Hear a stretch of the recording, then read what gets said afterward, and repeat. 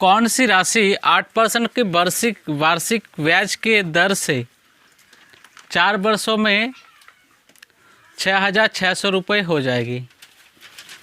तो क्वेश्चन मेरा क्या है, कौन सी राशि। तो सबसे पहले मुझे दिया क्या हुआ है, मुझे ये पता करना है। दिया हुआ है, मेरा दिया क्या हुआ है, सबसे पहले मुझे ये पता करना है। तो देखो मेरा आर दिया गया है 8%। आर मतलब ब्याज की दर, वार्षिक साधारण ब्याज की दर से 4 वर्षों के लिए।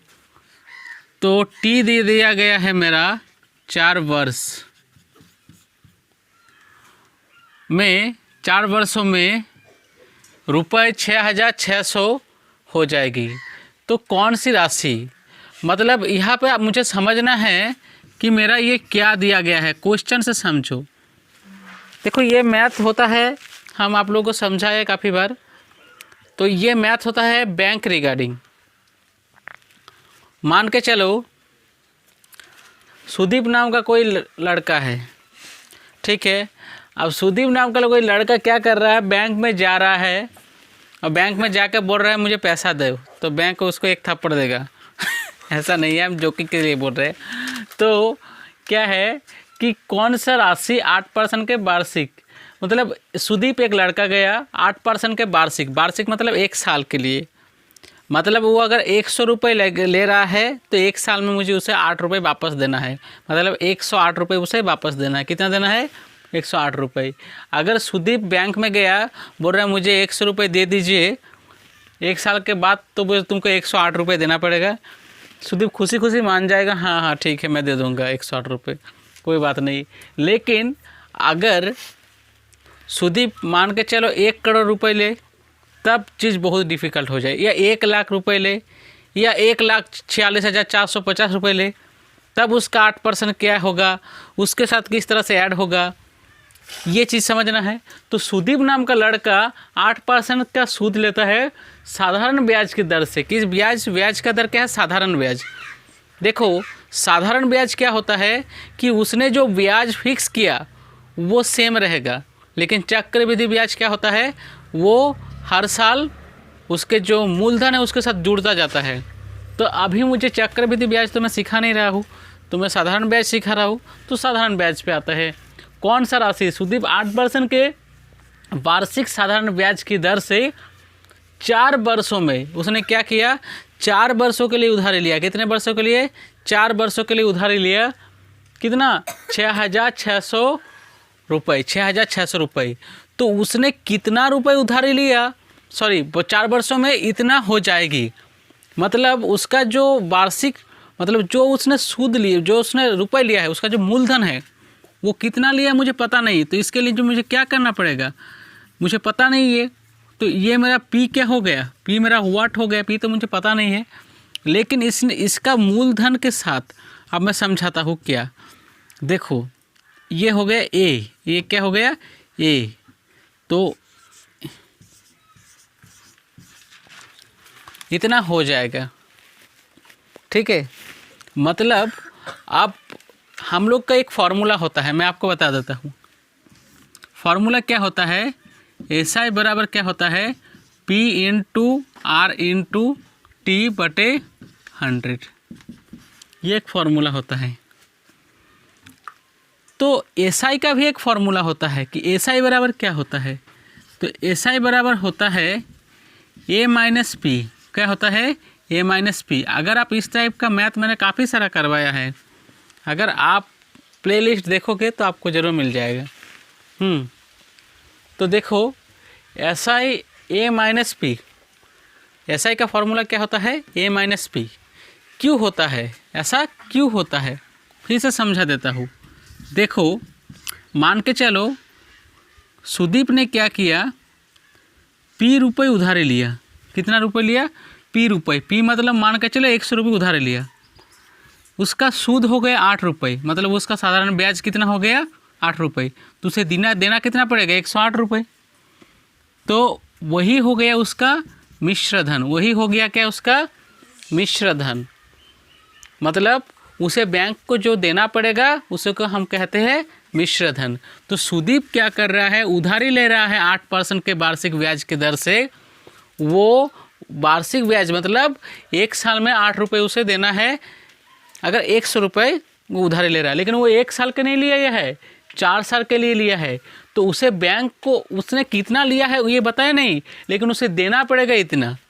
तो मुझे उसने कितना उधारी लिया है वही चीज़ पता करना है। तो ये जो हो गया, ये क्या है, ये ए है, मतलब ये है मिश्र धन। और ये क्या है, ये मेरा हो गया आर। और ये क्या है, ये मेरा हो गया टी। तो मुझे अभी क्या निकालना है, देखो ऐसा ही निकालना है। तो ऐसा ही बराबर हम लोग देखो, अगर इधर कुछ नहीं मतलब प्लस है, उधर जाएगा तो माइनस होगा कि नहीं। इधर क्या है, इधर ऐसा ही है, ऐसा ही के आगे क्या है, पी है। पी अगर ए के उधर जाएगा तो माइनस होगा कि नहीं।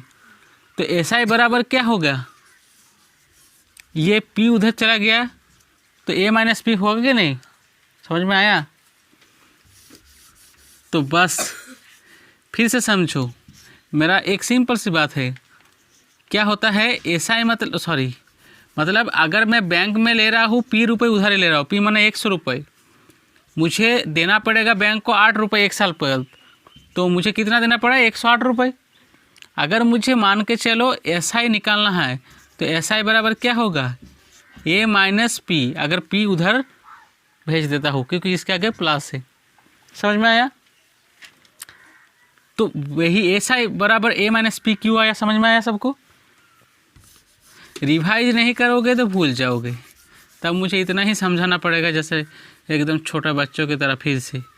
और रिवाइज करोगे तो एकदम फोटो में रहेगा हर एक फॉर्मूला। तो मुझे तो ऐसा ही पता नहीं है और पी भी पता नहीं है। तो ऐसा ही का मतलब ये फॉर्मूला हो गया। ठीक है, अब देखो क्या करना होगा।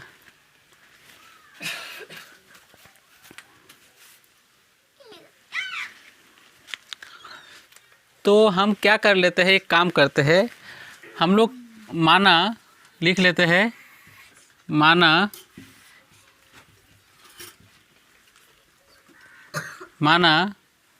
P बराबर x। ठीक है, देखो तो हम लोग P जैसे कि x मान लिए हैं। ठीक है, तो अब हम लोग फार्मूला में सेट करेंगे। तो हम लोग का ऐसा ही क्या हो गया, ऐसा ही तो हम लोग का पता नहीं है। ये हम लोग का कितना है, ये हम लोग का हो गया 6600 माइनस x हो गया। ठीक है, अब 660 माइनस x हो गया। तो ये क्या है, ये रुपये है। एक्चुअली ये क्या है, ये रुपये है। तो अभी मैं ये सिंबल अगर नहीं भी देता हूँ तो कुछ खास इफेक्ट नहीं पड़ेगा, लेकिन मैं दे देता हूँ थोड़ा बेहतरी के लिए। तो ये मेरा हो गया रुपये। इतना समझ में आ गया। अब हम लोग का क्या है, एक फार्मूला है, मुझे P निकालना है। तो हम लोग एक ही फार्मूला याद है हम लोग को, मान के चलो ऐसा ही बराबर क्या होता है, P गुना R गुना T/100। मुझे यही अगर फार्मूला याद रहे, इससे भी मेरा निकल जाएगा। क्यों निकल जाएगा, देखो SI का क्या निकला 6600 माइनस x।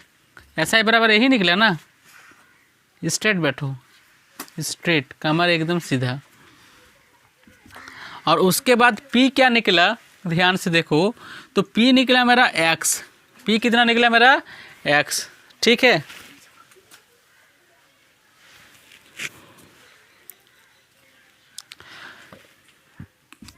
R कितना मेरा निकला, तो R मेरा है 8 और T मेरा कितना है, T मेरा है 4 वर्ष और मेरा ये हो गया 100। इसके नीचे कुछ नहीं मतलब 1 है। तो ये इसके साथ गुना हो गया और ये इसके साथ गुना हो गया। ठीक है,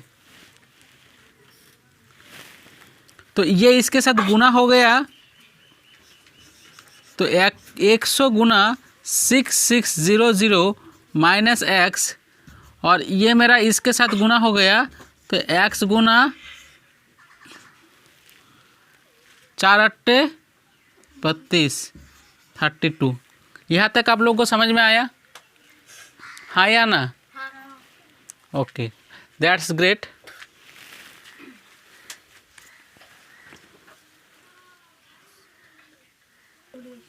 ओके, तो देखो इसके साथ ये गुना हो गया और इसके साथ ये गुना हो जाएगा, मतलब इसके साथ ये गुना हो जाएगा। ध्यान से समझना, इतना तो हम लोग नीचे कर दिए थे, फिर क्या हो गया कि एक देखो 6600 है, इसके साथ और 2 जीरो चिपक जाएगा और ये x के साथ भी 2 जीरो चिपक जाएगा, तो हम लोग क्या लिखेंगे 100x। यहाँ तक समझ में आया? आया समझ में?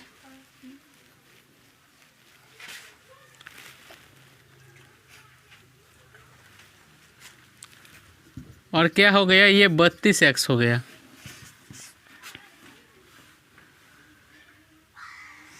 तो देखो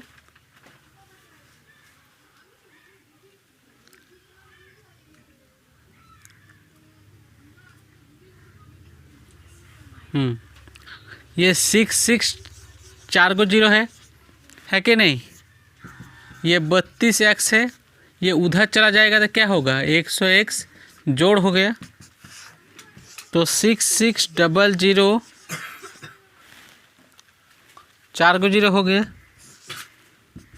और 132x हो गया।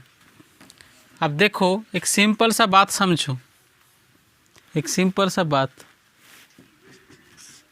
अच्छा 66, ये 4 गो शून्य मतलब क्या है, एक के साथ 4 गो शून्य हम लोग ऐसा लिख सकते हैं, क्योंकि इसके साथ ये अगर गुना करूँगा तो 66 एकम 66 और 4 गो शून्य चिपक जाएगा, तो ये 4 गो शून्य हो गया।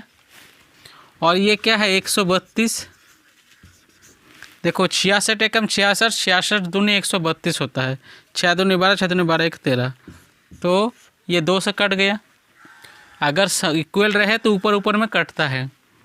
अब ये इसके साथ कट गया। अब सिंपल सा देखो और एक कटेगा, ये 2 एकम 2 एकम 2 और इसको पूरा अगर काट देंगे तो 10 के बदले मेरा क्या आ जाएगा 5 और 3 गो शून्य चिपक गया, तो कितना हो गया 5000। तो मेरा कितना बचा 5000 बराबर x। तो मुझे क्या मांगा था कि मूलधन क्या है, राइट, उसका मूलधन क्या है, तो उसे सुदीप को देना कितना पड़ा एक प्रकार से, तो x बराबर कितना हो गया हम लोग का 5000 रुपये, 5000 मतलब मूलधन माने थे, मूलधन मतलब P, तो P मतलब प्रिंसिपल, तो प्रिंसिपल मेरा कितना हो गया 5000 रुपये। समझ में आ गया? आशा करता हूँ आप लोग को, ठीक है।